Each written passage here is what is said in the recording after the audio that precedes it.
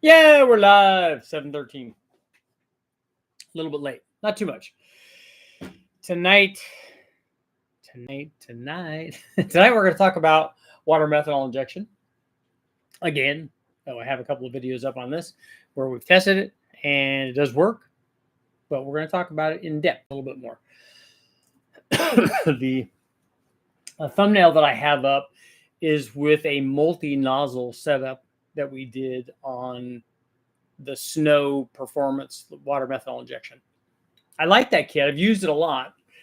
We've tested a number of times. I like the adjustability in it. I like that it's very, very easy to set up with the push lock plastic hoses and stuff and different nozzle sizes. And I think all of that works really well. We'll address the elephant in the room. I don't think water methanol works as good as an intercooler, and it's going to be hard to convince me otherwise. I think water methanol works well to help reduce the chance of detonation, and that's certainly something. And so for a lot of guys that are using it, that works really well. I think it's a good possible alternative. If guys can't put intercooling on, it's a better alternative than just not having an intercooler. The problem that I've gone over many, many times is that when you're injecting this, and you can see in the thumbnail, we've got a big spray pattern. And I want to talk about that a little bit. But if you're spraying a bunch of this in, the problem becomes, do you get it evenly into all the cylinders? And this is particularly a problem when you have an intake manifold that wasn't designed to flow fuel. A lot of these late model EFI ones, since we went away from carburation, a lot of the late model EFI intakes, most of them are designed to flow air, and they do that fairly well.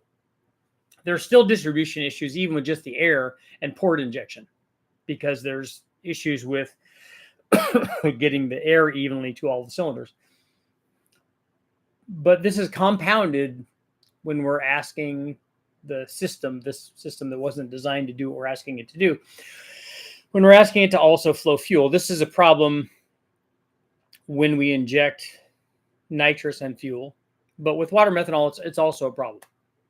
And so I like the cooling effect, and I get guys argue with me all the time. It's not doing very much cooling.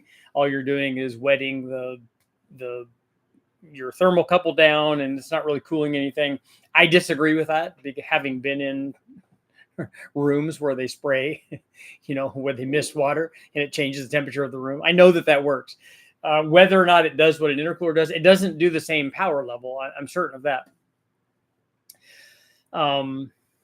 But I think it does a good job, especially water is a pretty good anti-detonant. So it does lower EGTs, and it also does reduce the chance of detonation, because of that. Not just because of EGTs, but it acts as an anti-detonant, and it works pretty well doing that. Again, as long as you're getting enough of in it in all the cylinders to do that. And then that could just be the water part. The same thing applies to the methanol part of it, which it has higher octane, it has more cooling properties. You're adding it as a fuel, so it helps with cooling, and it helps reduce the chance of detonation, especially on limited octane fuel, which is where a lot of guys are using it. The other thing that it does that needs to be addressed is, depending on how much of it you're adding, is it also changes the air-fuel mixture. And it changes it kind of at a different rate, because the stoic value of methanol is different than the stoic value. We're assuming that you're not using methanol and a water methanol kit, because that wouldn't make much sense. So most guys would be using pump gas and then using this water methanol. And so the stoic values are different. So the amount of fuel that you're adding, if you're adding methanol, if you're adding water and methanol in your water methanol kit, the amount of methanol that you're adding is usually not very much. It could be a lot, but it's usually not very much. And also it takes a lot of methanol to change the air fuel mixture the same amount. So you're not changing it dramatically, but you're changing it some. And again, along with the water portion of it, are you getting this hopefully vaporized? I mean, it's in fairly small particles. If you see the injection, it's fairly high pressure, especially as you ramp the pressure up. Are you getting the same amount of methanol to all the cylinders evenly? So are you getting the same amount of detonation resistance in all the cylinders? Are you getting the same change in air fuel to all the cylinders? Are you getting the same change in charge temperature in all the cylinders? You know, are you getting the benefits really of all of them? One of the things I haven't done, and this is something that could be done with the multiple nozzles that you're showing, is I haven't done a test where we introduce it in front of the turbo, because everyone's thinking, oh yeah, we spin the turbo and blade's spinning really fast and it chops up the thing even finer and helps with distribution. I'd like to see a test where somebody showed me that with 802s and showed me that, hey, look, when we injected it just in the tube after the turbo in front of the throttle body somewhere, which is what I normally do, when we do it in that method, you need to run it without doing the water methanol and see what the distribution is, because it might be that there's a distribution issue with just the manifold. Then you do it with the water meth, and you do it with the amount that you need to not get it to detonate, because that's the other thing you don't want to do is you don't want to put too much water methanol into it, because what you're going to do is, you know, you're going to drown it. You're not going to hydrolock it, but you'll get to a point where you start losing power, and you know that that's too much. So you want to tune it and get to the point where it's working correctly, doing what it's supposed to be doing, but not overdoing it.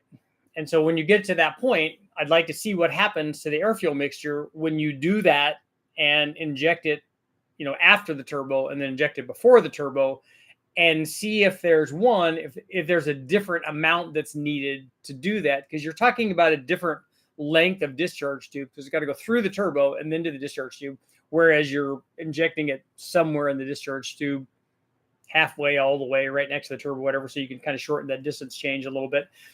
But does it do anything to distribution when you do that? I'd love to see that test. If somebody out there, you know, I'm not the only guy that does dyno testing. I'm not the only guy that does water methanol testing. And there are lots of guys. That's actually a test that you could probably do on the chassis dyno, as long as you had enough O2 sensors and you were logging that. You can also be done on engine dyno, where you have, if it's a V8, if you have 8 O2s, it could be done on a 4-cylinder or whatever. I'd like to see if that's the case, if it's actually doing that. The other thing I'd like to see that I haven't done is, I suspect I know the answer, but you know, you would want to test and know for sure that different manifolds, obviously, we know the different manifolds have different distributions, because I've tested that. So we know that the distribution is in all the cylinders is affected by intake manifold design. I would suspect that we would see a similar thing, you know, a similar occurrence with the water methanol in different kinds of manifolds. And what made me think of all this today is in looking at that photo where we have multiple nozzles, you know, like on a high ram. If we took a high ram and, you know, took these nozzles and put them in the middle and sprayed one at one side and one at the other, should you not cross the stream? Should we listen to Ghostbusters? Could we get them, judging by the spray pattern of these things, which is fairly wide, could we get even distribution better that way? You know, I'm curious about that stuff. I'm really maybe overly concerned about the distribution, because I want it to be all the same. I want all the cylinders to make the same amount of power. Or alternately, if we have a problem cylinder that's not getting enough fuel or getting too much air, either case, it's bad. It's lean, unless we dial in the mixture of just a single cylinder. But we could also favor that one with more cooling, more methanol. So you could adjust that, but you'd need to do a lot of testing to find out whether or not that's something and whether or not that works. And that's why a lot of times we don't have definitive answers. And even if we did, even if I did one test with, say, a fast manifold or a Holley high ram or a dual plane or a single plane intake manifold, we'd have that data, but we wouldn't have it as an absolute for everything else. Do we know what it's going to do on a high ram or a low ram, or, you know, on a turbo deal, on a nitrous deal, on a blower deal? And then there's also the argument that we get into plenty of times with ingesting anything into the turbo blade or the impeller blade on a blower. I'm thinking centrifugal because of the speed more so than the roots blower stuff, which has fairly low rotor speeds, comparatively speaking. If we have 100,000 RPM or more on the turbo, and we have, you know, from 10,000 to 20,000 RPM rotor speed. It's not very comparable. But if we're injecting it in front of the turbo, the other consideration and the thing that we've talked about is that, you know, 100,000 RPM spinning impeller, injecting water into that, water droplets into that, is that detrimental to the impeller blade? Will it erode the blade? All this, will it hurt the longevity? Does it wear out the bearings more? You know, all of these questions that you would want to have. And, you know, when I ask these questions or when I post something and do a video on it, I get all of these comments and questions and concerns and theories and ideas and all that stuff. And you know, we've talked about this before, that to have an absolute answer, the amount of testing that it takes is way more than people realize. And so, you know, the best I can do when I do generate data is give you the data that I got on those tests. A good example of that is when we ran the 706 head versus 799 head. Obviously, we got a little bit different results testing it on a 5.3 than we did on a 6-liter. What happened made sense, but you can't universally say that, you know, that 706 head's better, or that any more than you can say, which all the 799 243 guys said, oh, it's all because of the compression. There's 4 or 5 other changes that we're looking at on that particular test that all happened because of the cylinder head change.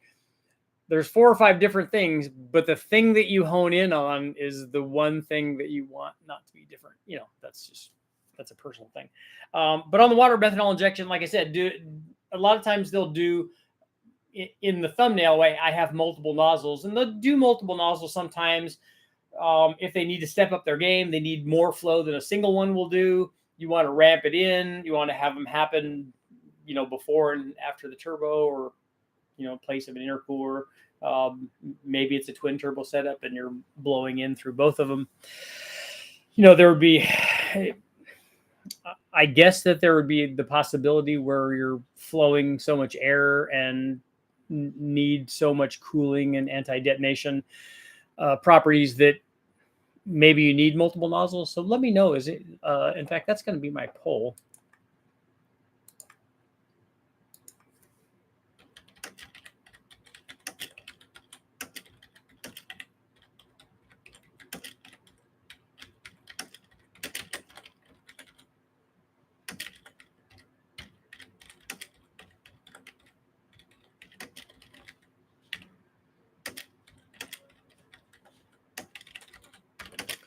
Okay, has anyone ever used multiple nozzles in a water methanol injection system on their motor? Has anybody used that?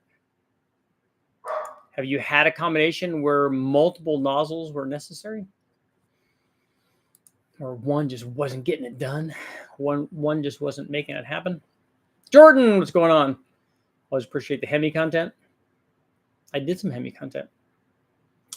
Oh, Looney Bird, I did a update on the AC this morning on the other live feed, but yes, the AC is working fine. All I did was fill it last night. When I hooked it up, the pressure was cycling from like 80 psi down to 10 psi, and I just kept it on there, kept it filling, turned the AC on maximum, and just let the system fill up, and pretty soon the pressure just stabilized to like, you know, 35 pounds or 40 pounds or whatever, right in the green zone where it needs to be. And now it's blowing cold air. Voila, it's fixed.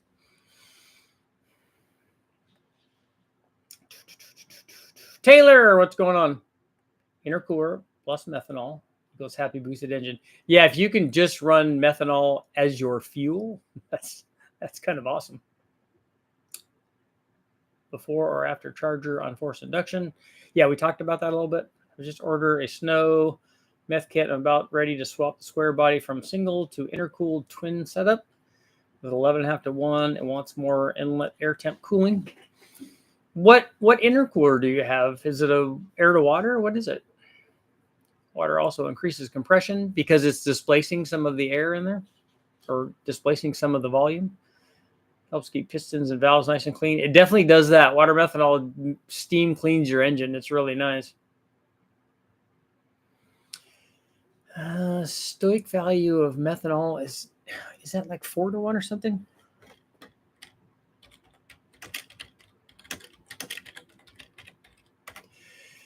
So we go, six methanol can go as rich as 4 to 1, which is 62%. 6.45 to 1. Maybe I was thinking of the nitromethane is like 1.7. For some reason, maybe the 4 to 1 is the other reading that I was doing there. So it's like half of what gas is. I had a non-intercooled 1100cc turbo sand rail hill climber that was seriously quick, 300 horsepower, 738 pounds wet, power wheelies, no clutch, sequential trans. Nice. So water methanol helps significantly with valve cleaning on the DI motor. Yeah, it should have valve cleaning too.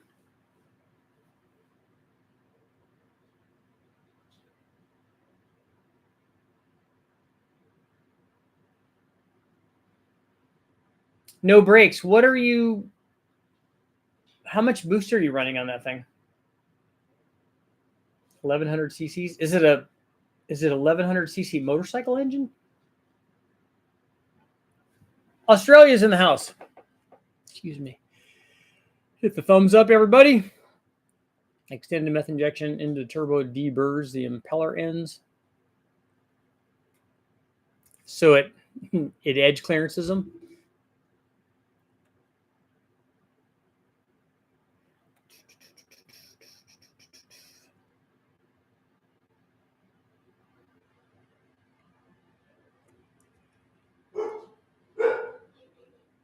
If you need water meth and you have a throttle body, have you considered your options?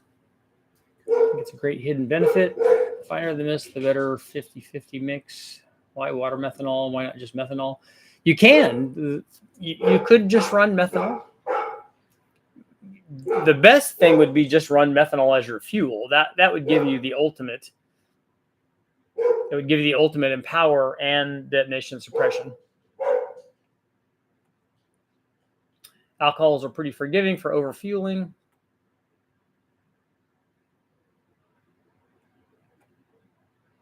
When going through the turbo cause some of the water to vaporize. I don't know. I don't know if you're getting it into a vapor state.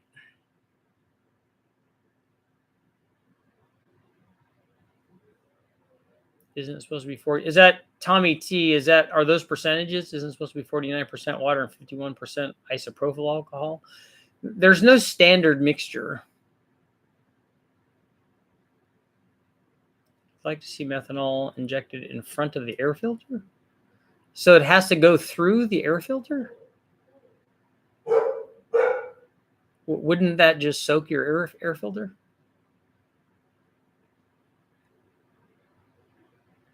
That's what you want, vaporizing. Yeah, I just don't know if that's happening. Are you changing the temperature, or are you doing that through the chopping action of the impellers? I know you typically use pump E85. When you use E85, have you done any down testing with different percentages of ethanol fuel? I haven't, but the change is supposed to be minimal down to about like E50 or E55. The change in power is supposed to be. And none of the stuff that I'm doing is, I'm not doing 40 pounds of boost things where you might be able to take advantage of the higher percentages.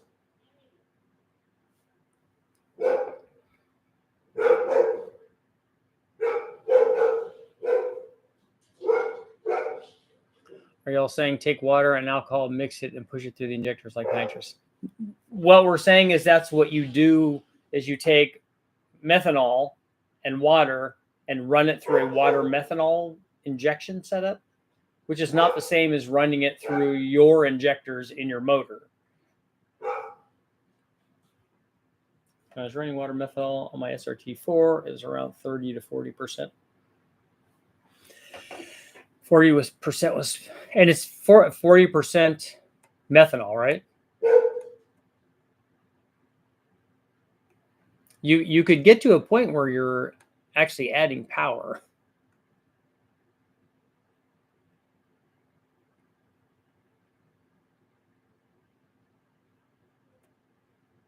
Wish I lived near you. I could answer so many of your questions. And yes, I'm the guy who sent you the video for plasma ignition, which can burn converted water to fuel.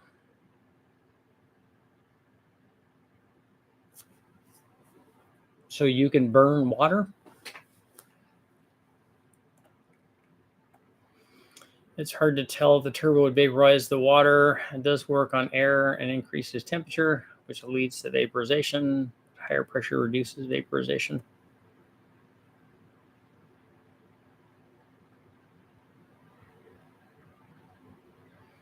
I had a bar that went around the intercooler and sprayed CO2 on the intercooler. I did a test on that. That's helpful, but not. It didn't do as much as I thought it was going to do. I ran direct port on a turbo PT Cruiser. So did you run one water methanol nozzle per cylinder? My truck tune needs a minor adjustment in the idle characteristics, but it pegs the speedometer at 120. I believe it has more, but need to get insurance.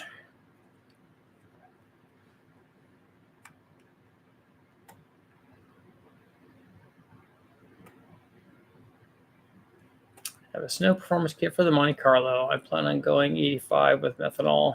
Just don't know how far I can push the timing. I'm torn between 3.0 or 2.8 pulley. Is that on 3800?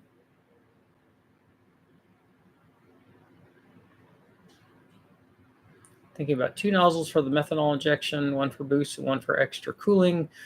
The plasma ignition stuff, I think is interesting. I just don't know if it's. I would like to see actual dyno results of it to see if it does anything compared to these conventional ignitions that we're running. I know the system is different. I know the setup is different, but I just don't know if the power result is any different.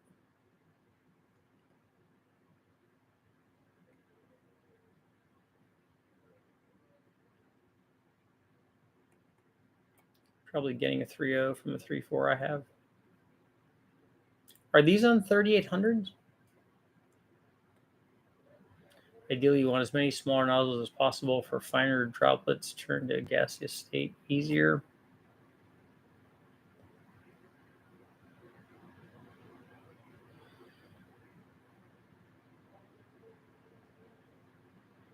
I did it for distribution reasons. I think ideally, if you could do small enough nozzles and you could do it in individual cylinders, that kind of would be ideal. And then if you have adjustability for the amount of pressure that you could do and that kind of stuff, and the onset and all, kind of like they're doing now. Had an issue with water methanol pooling in the air cooler. The wonky air fuel. I'm a little concerned with that.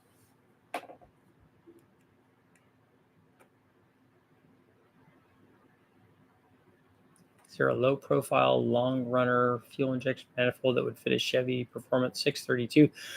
I don't know. I don't know if that's a tall deck block, if that's a later Gen 7 block, if that's some sort of unique block. I don't know what that is, and I don't know what heads it's using.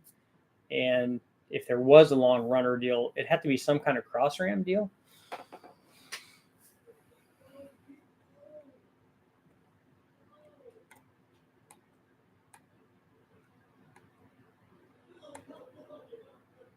I'm actually burning 80 proof. That's about what vodka is, right? 40% alcohol by volume as fuel with a plasma ignition as the ignition source. Had a kit that went into the charge pipe 6 or 8 inches before the throttle body. Had a pre-turbo and a pre-throttle body nozzle set up on air water intercooled R32. Those are cool. And RB20 back in 2001. Pre-turbo nozzle was added, and slowly pre-throttle nozzle body was tamed back. Okay.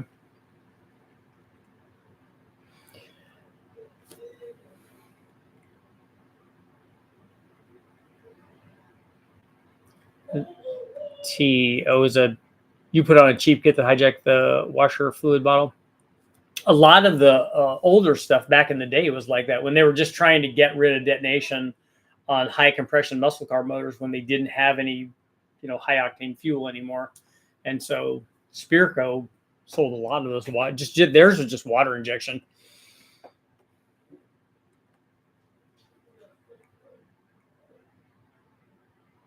Five years later, the ceramic wheel fell off. Yeah, that's a problem with the Nissan stuff. And comp wheel was fine with no witness marks from the water methanol. Injector pressure was 90 psi. Cool. Yes, I burn water, but I have to convert it to H2O to H3O2 by imparting a specific resonance frequency into the water. It will then burn with plasma ignition. So far, I'm successful with a 60% water source to alcohol. So have you monitored your fuel mileage then, being able to burn water?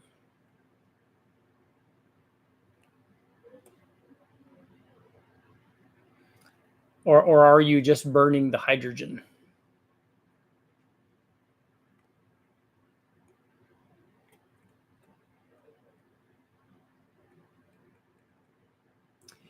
If the washer fluid has enough alcohol in it, you could use that.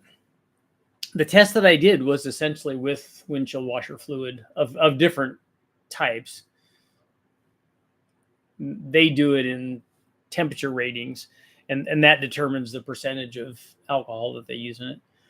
I wonder if I would need to change the master cylinder and brake booster on my truck to use a 7,000-pound braking system. Water will kill power if you don't have the ignition system for it.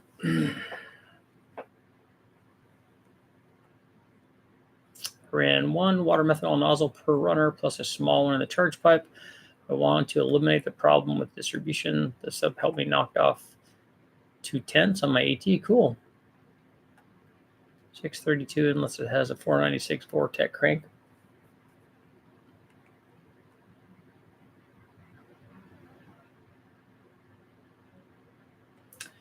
Most guys are 1,000 horsepower plus, run 100% meth injection to supplement E50 or E85 due to suboptimum fuel system. Do you mean that they don't have enough fuel supply from their fuel system with E85? Because 1,000 horsepower in E85 is not hard to do at all without using water methanol injection. But I would always have an intercooler.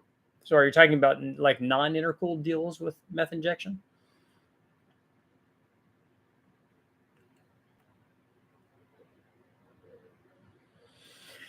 Eric, 3,800. I'm down. I've been hoarding parts. North Star throttle body and adapter, 225 pump. I don't want max effort since it's my mom's car. We've run 3-inch pulleys on those.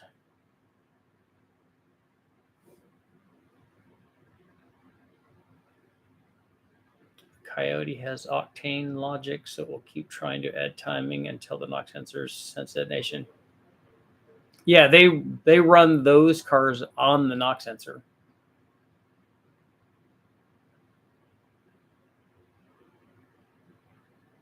Would water meth setup be worth it on a blow-through carb setup? You get a lot of cooling from the blow-through carburetor.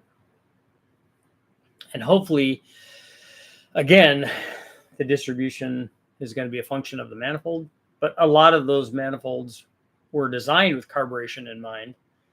But I did a test where we compared single plane and dual planes distributions, NA, and with a blow-through carburetor on them. And it made me not want to run boost anymore because the distribution was not good on any of them.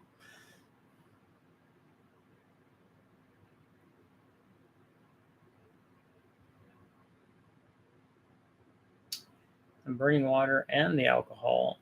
Vehicle testing, we had 16 ounces of water to 5 gallons of 87 octane fuel, an average 4 miles per gallon more. Cool.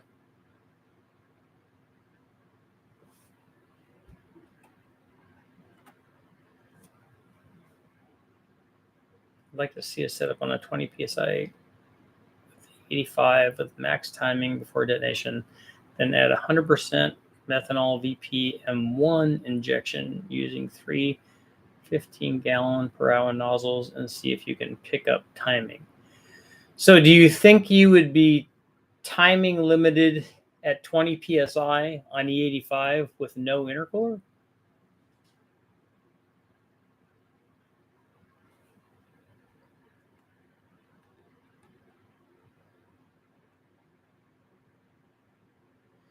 Measure EGT sensors, see if the cylinder temperatures go down, see if power picks up.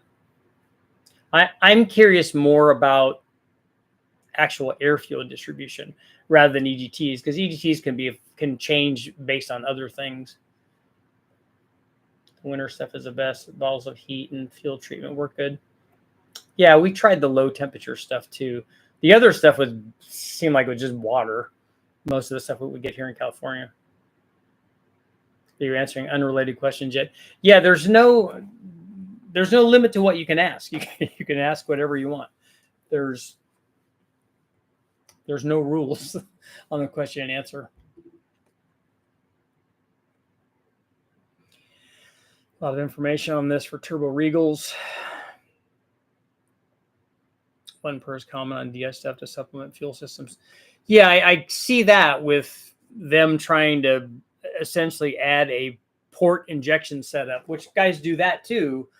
But with a water meth setup, they're doing it as a supplementary fuel supply and not just a thing to help control detonation.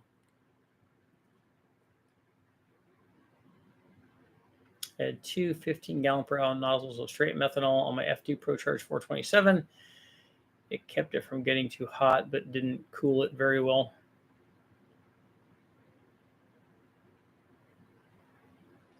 I think with the 85 and methanol, I'll be safe against knock.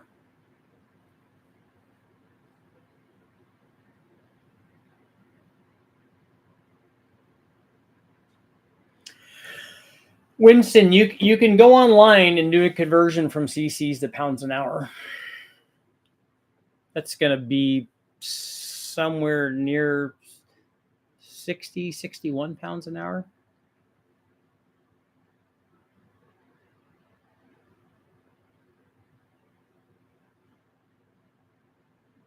Trying to ask methanol questions because I want to know how much better methanol is than E85. Methanol is a lot better than E85.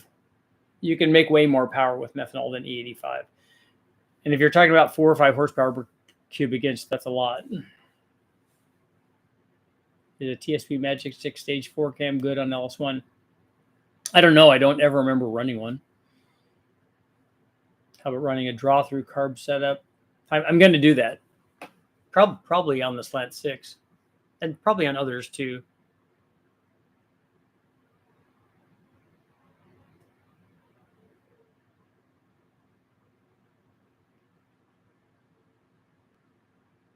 What's the reason why big horsepower guys are running methanol and not ethanol besides weight?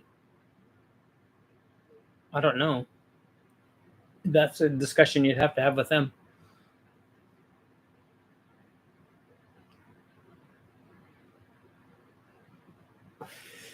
What is the caloric content of methanol?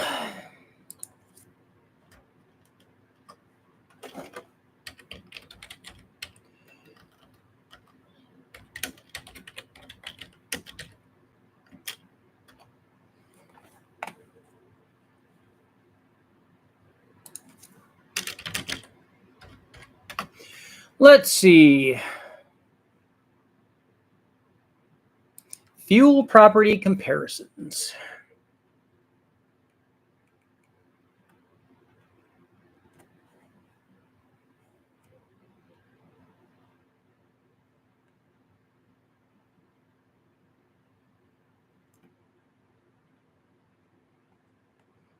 I thought that it had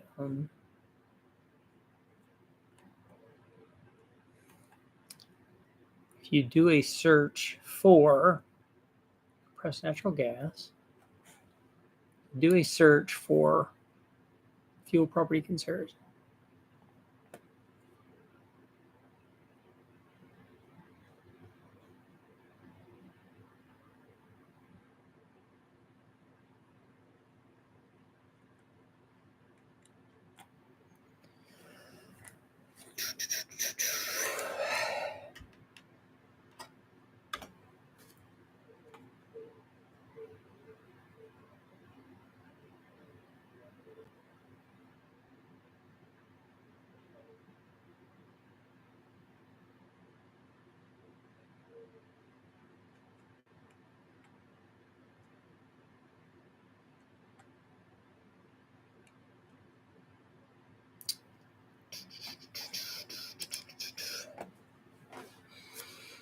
One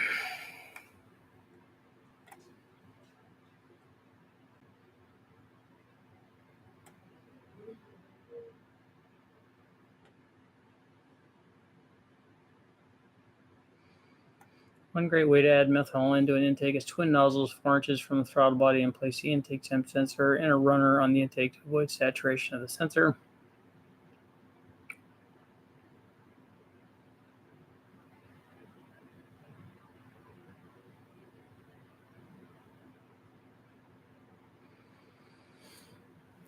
TJ, 07 Yukon that started by a 40 psi. After I drive an idle, I have 15 psi. Roughly how much psi should I have at idle?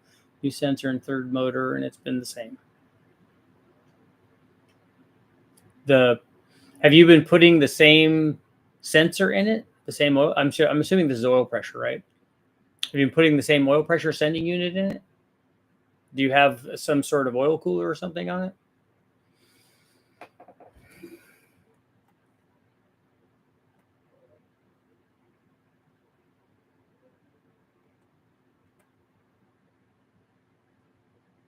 I'd like to see what the inlet air temp on a draw through carb setup is.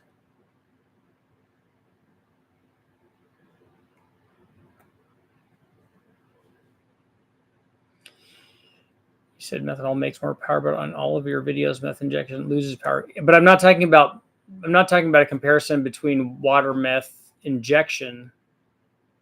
I'm talking about methanol as a fuel, using all methanol.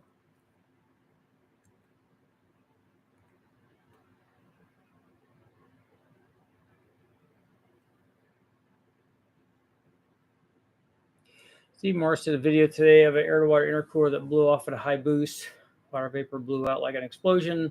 I can turn that vapor into fuel for more power and less emissions. Cool. You should make yourself a very rich man by doing that. That's pretty common on air-to-water intercooling stuff, particularly when we're using ice water. When we did the Big Bang thing, we blew the intercooler hose off a lot, and it blows out all kinds of moisture.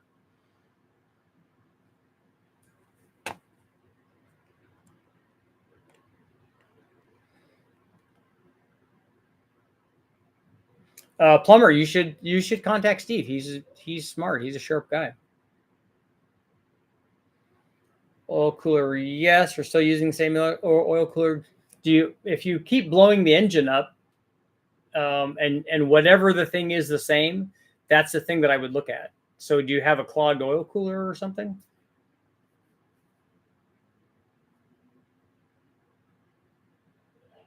What power difference have you seen on methanol versus ethanol as a primary fuel? I'd have to ask Mahovitz on the. He's done some stuff on the modular Fords.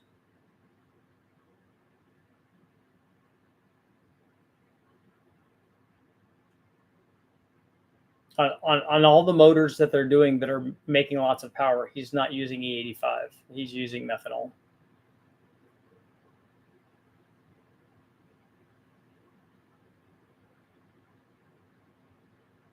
I want to do a methanol test.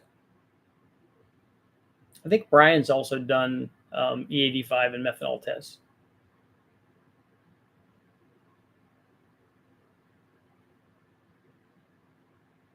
Kind of bummed we won't be able to use methanol, ethanol, or E85 on the G10 head because we had the epoxy parts to help assure the short turn radius.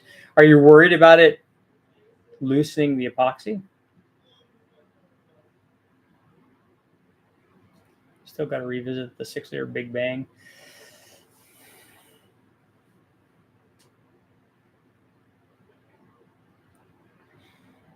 Armstrong, I don't know if I have any links for that.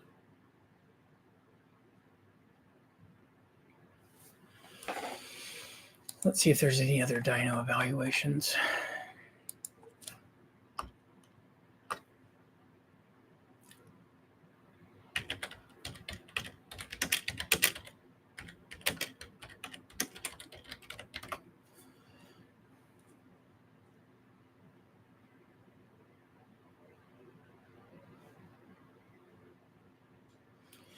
And there's one from Engine Labs. I don't think I would trust that.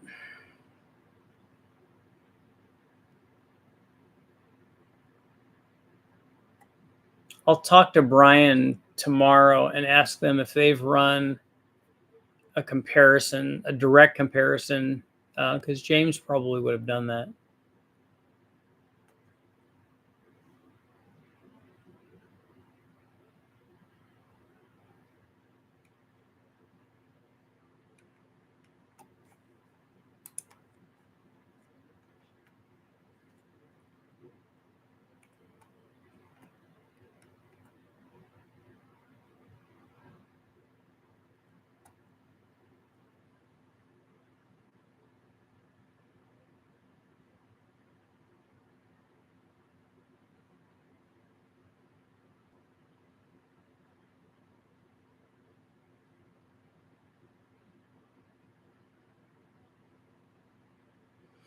Yeah, see, they're talking about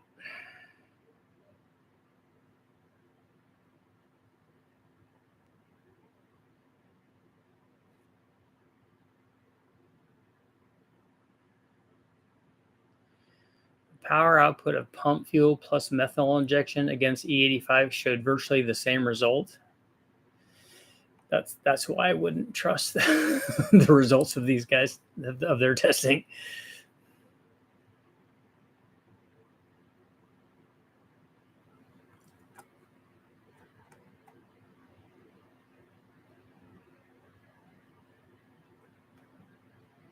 Most of the stuff I see is only a few horsepower up top, down low. The meth torque is stronger, but up high, it's not much.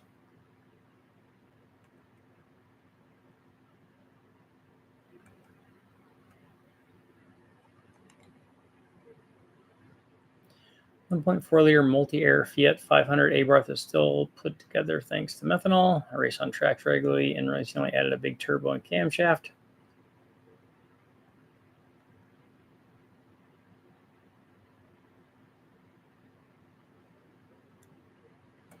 In the early 2000s, there was a company that's trying to market CO2 injection. How are they trying to liberate the oxygen molecule? I don't know how you would do that.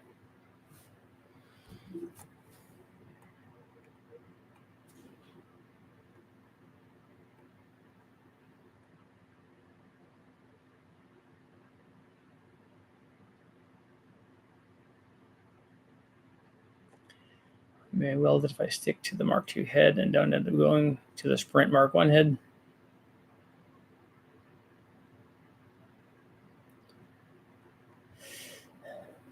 When are you going to do a 4.6 or a 300 inline 6 test? Any tips on building a 5.3 Gen 3 and hopefully making 1,500 horsepower? Yeah, you should go to a Gen 4. And if are you trying to use the 1,500 horsepower, or are you just trying to make a dyno pull at 1,500 horsepower like we did?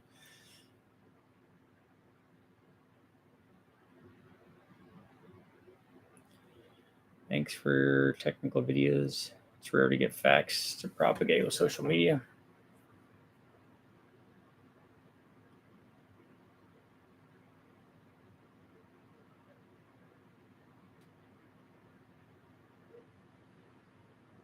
You want to use it? Guys that are actually running 1,500 horsepower, I mean, you can do that with a stock block. But the videos are up where we can make that much power. Making that power is not that hard. You know, we took a stock bottom end with ring gap, and then you add good head studs and a good head gasket, and then heads cam intake, and then enough turbo to support that, and you can make that. I just don't have a feel for how many passes you'll get out of something like that.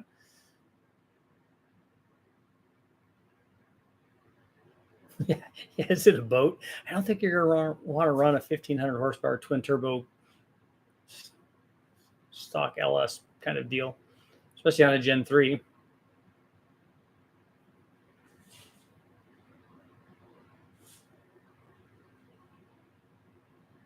I mean, what we were trying to do on the dynos, we were trying to find out like the one run thing. Like, can we make one pull at that power level? And that's not really usable. I mean, we made a lot of pulls at like 1,000 horsepower. So we know that will work. And there were guys running, making passes at 1,500 horsepower. But probably most of those guys have maybe forged internals, at least rods and pistons in it.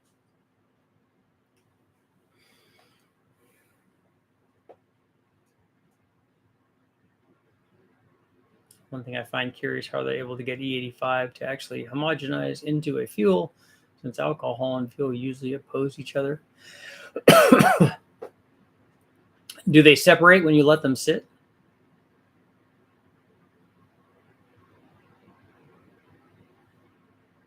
I don't ever remember having a problem with separation when they're sitting in a can or in a drum.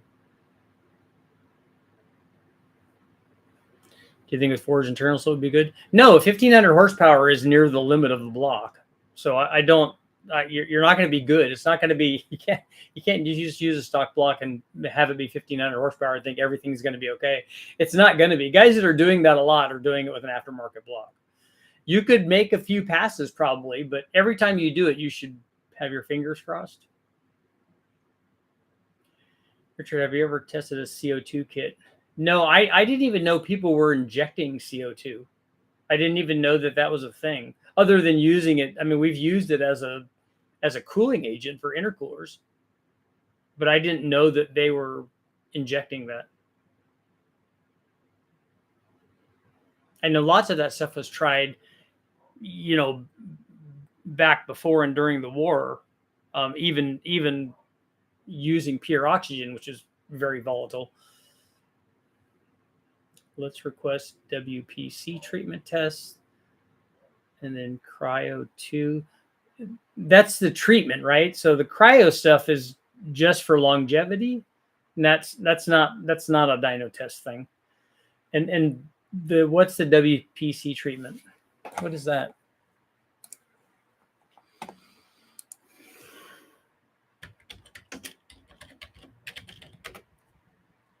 All that stuff sounds cool. Is that the shot peening? Oh, so that's surface finish? Firing ultrafine particles at high speed toward the surface. The guys way back used to have he called it a plasma gun. And that's how they used to, he called it a diamondback coating, and they used to coat the pistons on it. And I remember watching the process of him shooting this gun that was, shooting, fiery stuff at the piston. And then we put the piston in an autoclave and melted it. And then the coating just stayed there because obviously the piston let go before the coating did, or at least it had a melting point that was different.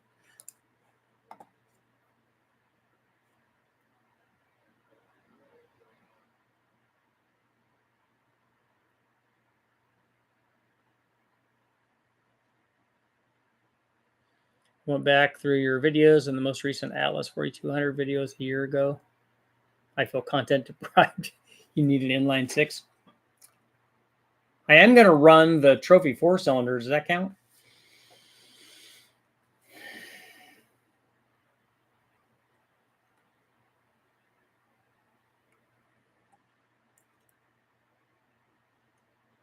DEI Cryo 2 was intercooler spray down system. I don't think injecting the engine was worth the effort. Nitrous works better for the same cooling and more power. Yeah, that nitrous doesn't work very well. I tested that. It doesn't work very well as an intercooler because there's not, or at least on high horsepower stuff with boost, there wasn't enough of it to substantially cool the charge air. We only got about 30-degree change. It wasn't very much.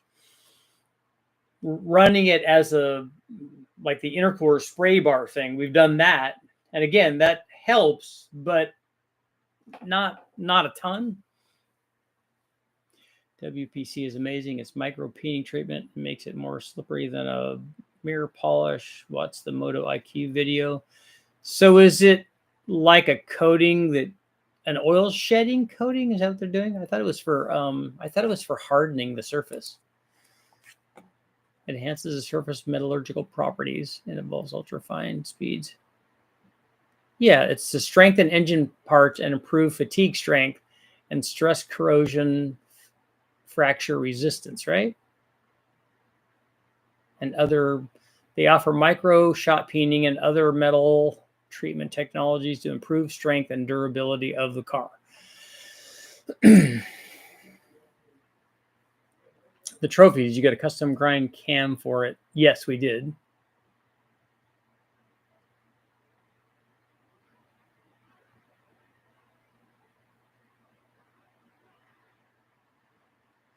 About to switch from 93 to E85 on a standalone. What do you need? We change it when I first start tuning and going from 91 to E85. I usually add 25 or 30% of fuel, and then we just make whatever adjustments are needed from there. I'd rather have it be too rich than too lean when we first roll into it. You'll definitely be able to run more timing with E85 on 93. But when you just run E85, you should see a change in power. Without doing anything, you should see a change in power, which is why on that, when I was reading the results of water methanol and pump gas, I don't know how, having tested water methanol many times, you don't normally see a power change just from putting that on there and not changing the timing.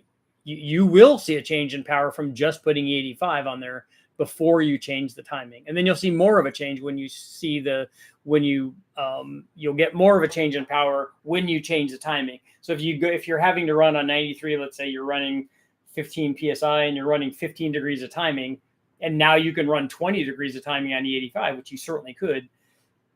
You're going to see a lot of power from that, but you'll also see just power from changing the fuel. Trophy 4 is better than LS content. Yeah. Waiting on the snail mail for my Phytech TPI setup.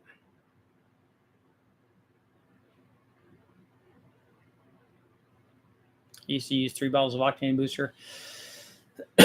Before I ran the Silver State and the Vortec, we would always put some, if not all, race gas, depending on how much money I wanted to spend. And then I've been throwing octane booster and stuff too. How close to 200 horsepower do you think the trophy will get? With how much boost?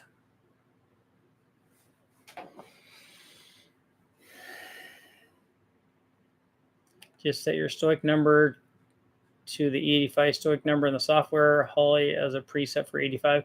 I don't run closed loop on mine, so I don't do that.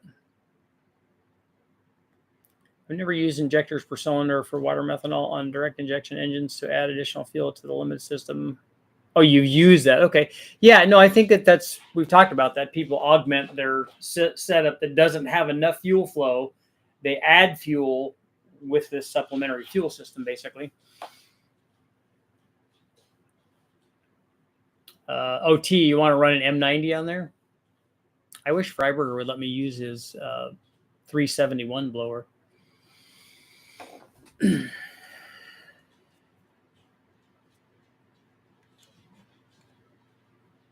Whoever has the plasma ignition plumber, you should send that to Engineering Explained.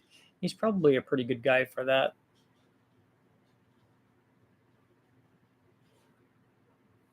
Richard, when you ran the Big Bang LS, you ran 29 pounds.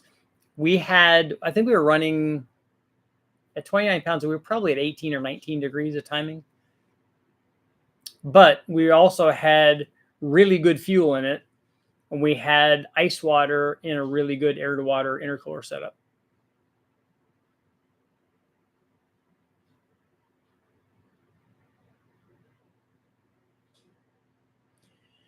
It's going to last a couple of runs. I don't want to use a 5.3. Then what other block? Well, the best block that you can use, if it's a factory block, is an aluminum 5.3 block.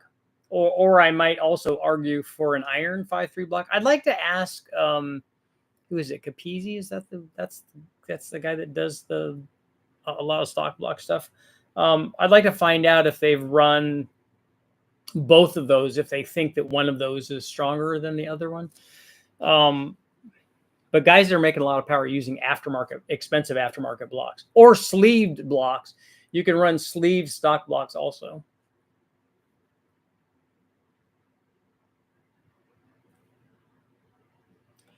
If you have a 375 horse or 370 horsepower, 350 carbureted combination, would water methanol help you?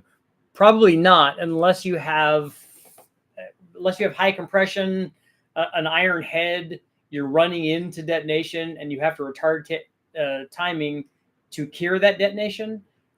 Possibly running water methanol on a carbureted combination like that might allow you to add more timing. Otherwise, it's not going to do anything.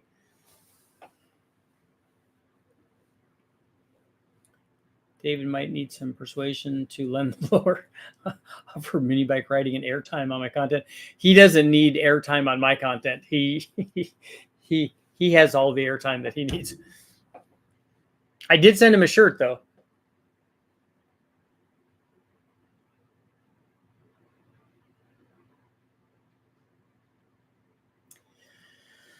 Plasma ignition has been around for a long time. I thought I remember excuse me. I thought I remember reading about it in Dr. Jacobs' book.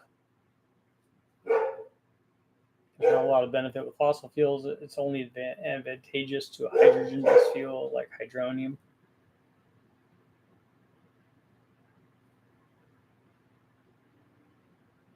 LY6 motor did have the stock block head record. I think maybe changed by now.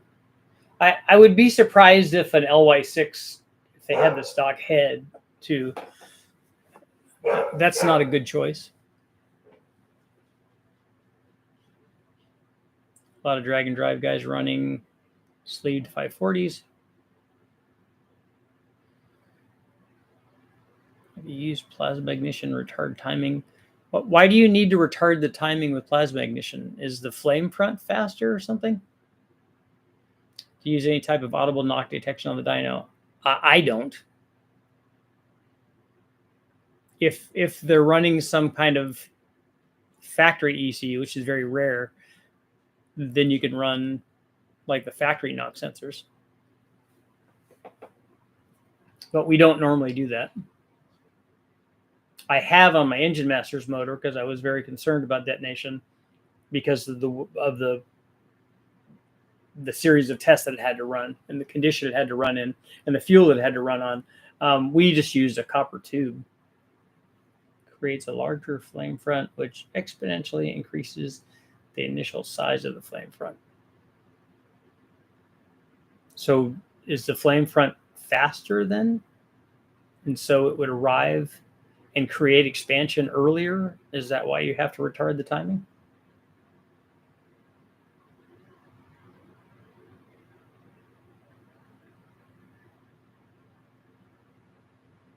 I'm using 5 nozzles, 4 under the TVS blower, 1 before to ensure equal distribution. That particular manifold, probably easier to get equal distribution in. A big open common plenum like that on a very short runner blower manifold probably is going to work fairly well. Do you know if 241 and 243 valves are the same? I think that they are the same size, right? I know the 317 is. I don't remember what is the valve size here. Let's see.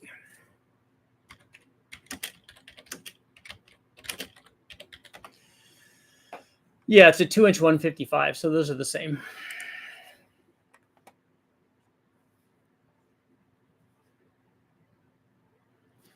Larger flame front algorithmically increases the speed of complete combustion.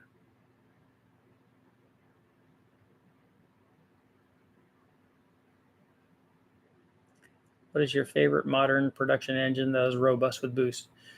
I don't know how to answer that question. I don't have any favorites. I test stuff and like all of it. I'm not a Ford guy. I'm not a Chevy guy. I'm not any of those things. I'm just an engine guy. So I like testing all of them. I like testing weird stuff.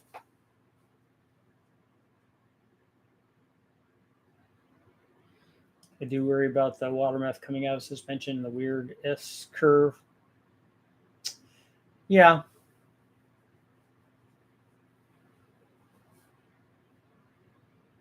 So Jet Black, you want to run xylene and toluene?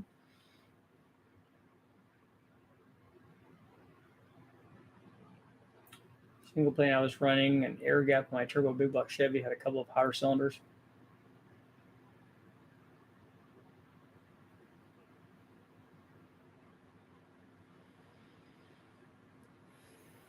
Coyote is mine. I hear you.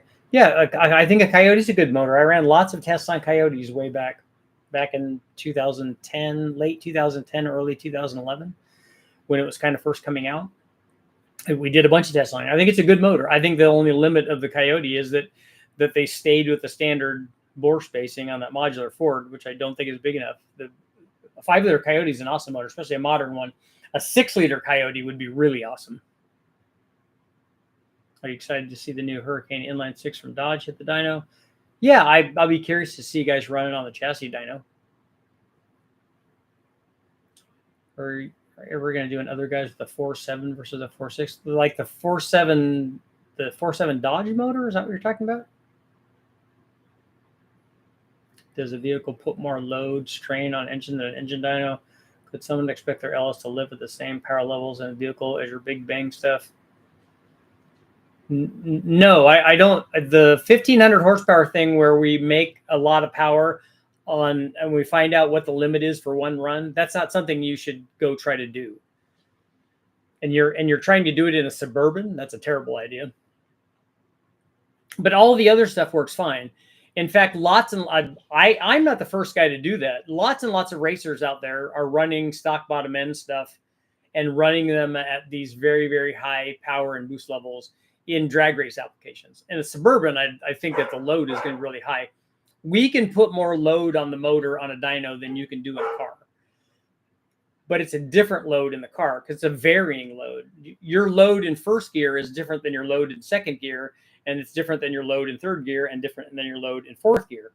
When we're running it on the dyno, usually, to give you an idea, a run from at 300 RPM per second, if we run 3,000 RPM, that's 10 seconds. These high horsepower cars are not going to take 10 seconds to run the quarter mile, but we would only be doing it really in one gear at a fixed rate. And we also do an initial stationary load before we release it, which you don't ever see in a car. So it's not one being better than the other or more real world or whatever. It's just different. Do a turbo 4.3. I have turbo 4.3 videos up and blower 4.3s if you're talking about a 4.3 V6 Chevy. As efficient as they flow air, I'd like to see a big cubic inch Coyote. Yeah, a 6-liter Coyote would be better than a 5-liter Coyote. They have enough head flow to support that already, especially in ported form. I mean, they can flow a ton. I think you're lying when you say you're not a Chevy or Ford guy. I think for sure you have a favorite. It doesn't really matter to me what you think, because if you knew anything about me and you knew what I did for the last 30 or 40 years, you'd know that that's the case. If you look at all the books that I wrote on all the different engine families of different things, I've done Honda stuff, done Honda road racing, done Bonneville stuff in Hondas. I wrote a book on Ford Focus stuff for Ford. I did a short track power stuff for Ford. I've done 3 LS books, 3 Honda books. I have a Geo Metro. I have a GoPed. I have a Trail 90. I would love to do an RX-7. So it doesn't make any difference that you are a guy that has a favorite and think that everybody else should. That's not the case. I'd go 6-liter. I'm building an LQ9 6-liter into a 402 twin turbo for MT drag and drive setup. I went with forged internals. All I needed to get 400 cubic inches was a 4-inch stroke. Yeah, and a stroker motor, it has forged internals. So you can make a lot of power, and you can obviously make more power with it starting out being bigger, but you still have the limitation of the stock block if that's what you're doing. Trying to find a cool drivetrain for a 59 Galaxy. Anymore, I would pick something weird. I don't care what it is. Like I have an RB25. The RB25 needs to go in something. And I have a 347 Pontiac. I have 3 Pontiacs, 4 Pontiacs. Although one of them is not mine. Hydrogen doesn't need as much advance as gas or alcohols.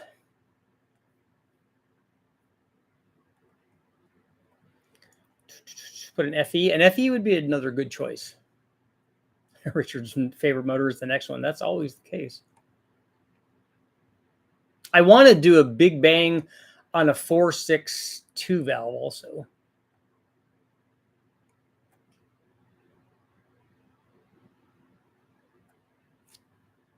Hydrogen has a storage problem. Does it? I just don't know enough about it. Have you ever messed with a 4G63? Yes, I have. I've done, not on the engine dyno. I've done lots of chassis dynos on old Eclipses and stuff. The 1 liter Metro. I do like I loved my Sprint Turbo. I love my Civic VX. I love the SI with the blower when we were trying to get it, with the Jackson Racing blower, when we were trying to get it to go 150. I love the 226 mile an hour Civic SI. I always liked the way that the Civic SI looked, because I thought it looked like a BMW. I thought that they did a really good job on that. Just admit you like International Harvesters. I want to run an AMC motor. Kind of off topic. How do you stay in such great shape? I run a lot, and I need to start working out again, which I haven't been doing.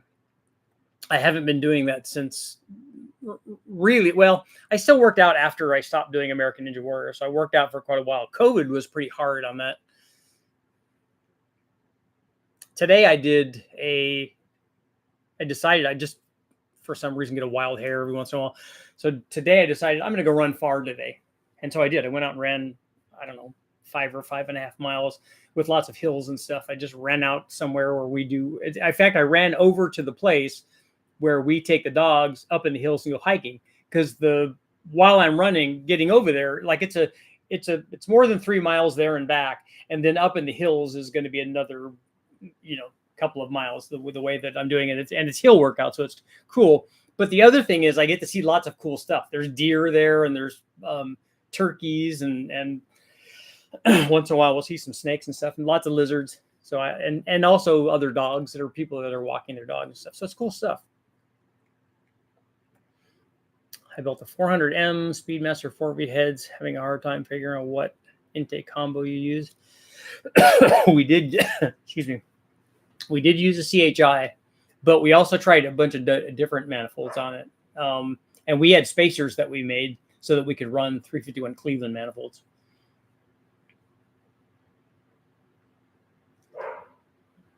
What's a safe amount of boost to run an engine without ring gap? You don't know. You don't, and it's not just a safe amount. It's not a boost number.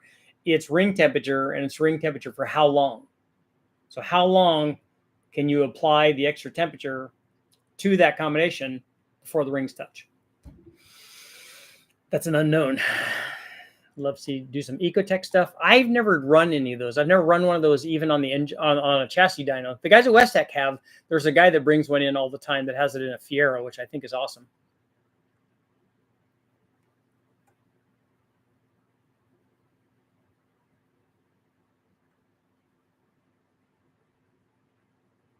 Prestige. I didn't know that the 6.2 was a different bore spacing. That would make sense, though. Big Bang, Big Luck Chevy. I haven't finished it yet. I've done one on it, but we only did like 1,200 or something. Coyote or 460 base 429. Yeah, if you listen to Mark Sanchez, you got to go with the 429. So you called it BMW. I do like BMWs. I've owned a couple of BMWs, or I should say Lisa has owned a couple of BMWs.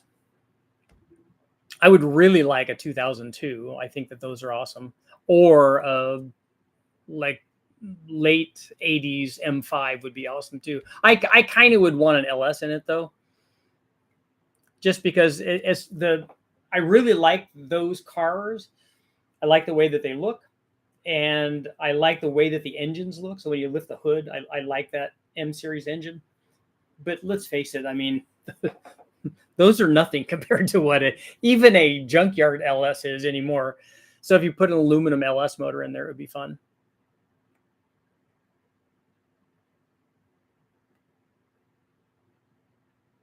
Late to the party, 4.8 with dual 10 GPM nozzles, making over 700 wheel horsepower. Cool. Does it have an intercooler on it too? And what fuel are you running on it?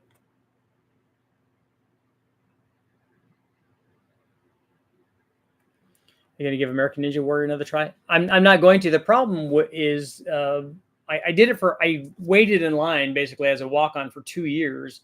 And the first time in Denver, it snowed, which is kind of miserable because we're sleeping outside basically. And that was like 4 days.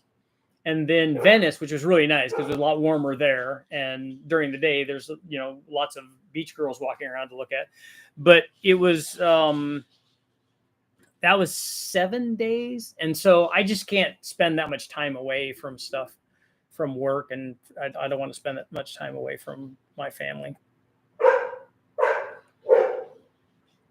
Next trip to West Tech should be pretty soon.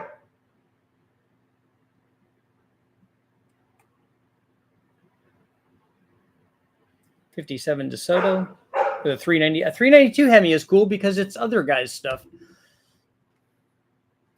Lots of cool stuff you didn't see, like a mountain lion or two.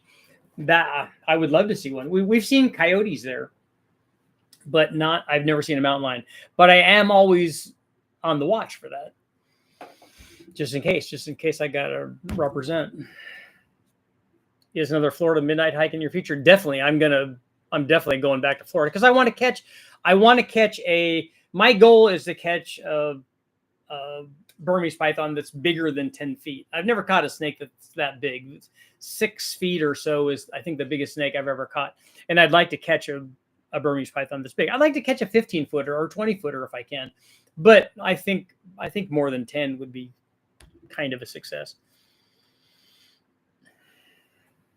Godzillas or diesels?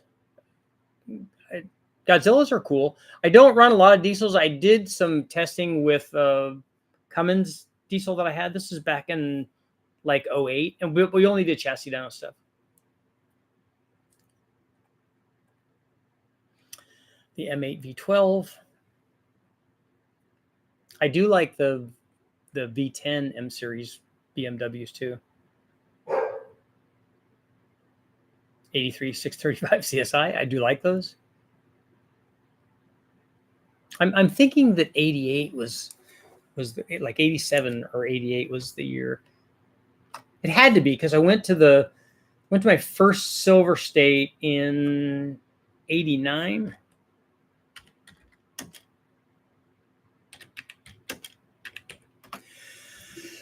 Yes, that's it. 1988 BMW M5. And they had an M6 too. And in fact, those guys the Cunningham team brought both of those out there. And that's probably why I like it so much, is because I thought that they were cool when I had my Mustang. Do you feel like that should probably say 78, 75 ball bearing turbo with 1.15 air hot side will be super laggy on a built 4.8 board 30 over. How much cam do you have in it? And the answer is yes, it's going to be soft. And how much cam you have in it and what intake manifold you have on it is going to dictate how soft it is. Yes, it has an intercooler, pump 91, straight methanol in the methanol system. I haven't tried that, and I would actually like to try that. And I did. There are lots of Fords that I like. Like I got to ride in a RS200, in not just a regular RS200, like a rally spec RS200. Actually, not even a rally spec. What do they do? It's like a Group B deal, but what did they do after they stopped Group B, where all the guys are racing together? all the Group B cars are racing together. Rallycross. So it was a Rallycross spec one, and the guy brought it to the Virginia City Hill Climb, and it was making 720, I thought that he said, and it was amazing. And I those cars are awesome too. I like the Merkur XR4 TIs. There's lots of cool cars out there. I like the Omni GLHS. Richard gonna get in trouble talking about the beach girls. Well, my beach girl showed up and surprised me, which was awesome.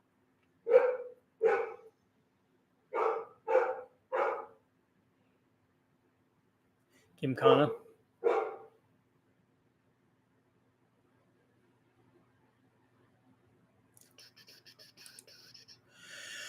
Has anyone ever used multiple nozzles in a water methanol injection system on their motor? 28% saying yes. We got one more minute. I've already been here way too long. 212, 218. Yeah, that's not very big. 79 millimeter, not a 78 millimeter, due to, oh, it's a G series. Oh, it's a G42. Is it like it's a real Garrett turbo? It's going to be better than the other ones, but it's still on a 4.8. I don't think it's going to come on immediately. Ultra low RAM intake, yeah, it's not going to come on immediately. Milo's on a roll. No, Milo doesn't bark. The only time, well, Milo does bark on occasion. When the other dogs start barking at seeing a squirrel and they're telling us that it's very important that there's a squirrel outside, that we need to let them outside, and they're barking and running around, jumping and wrestling, then Milo barks and says, look, you guys need to stop that. There's no having fun. But he only does it once or twice, and then he's done. That's Bruno and Brady. See, he heard his name. Draw 3 turbo. I'm definitely going to do a draw 3 turbo. I think I'm going to try to do it on the Slant 6. But I also have a 292 Chevy going together, which, by the way, is going to get something special. But that's not the mystery motor. There.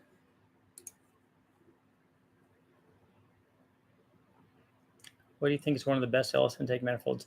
Well, lucky for you, somebody on the internet has tested all of the manifolds, all of them that were available at the time, and you can see exactly what they do against each other. So there's not one that is the best. You would pick one that does the thing that you want it to do in the RPM range that you want to do it in. So high RAM does something in a different RPM range than a fast manifold does, and that a truck manifold does, and that a low RAM manifold does. So you need to pick the one that does the thing in the range that you want it to. Mystery motor is an Oldsmobile 455. That would be cool. I do want to test one of those. But although I think I'm almost more excited about doing an AMC though. I'll have a 292 lump port test. I don't think anyone has a good dyno on it. I would like to do that. And on that note, it is time to go. I got to watch some. I just fast forward all the stuff just so I could see the race, which is about, in this case, was about 4 minutes. So I watched the 1500 men's Olympic race day, and it was amazing. And then we watched the 200 women's, and then I also watched a small part of the USA and women's versus Germany, the women's soccer, which was really good too. And on that note, I will see you guys all tomorrow, right while an ad is running.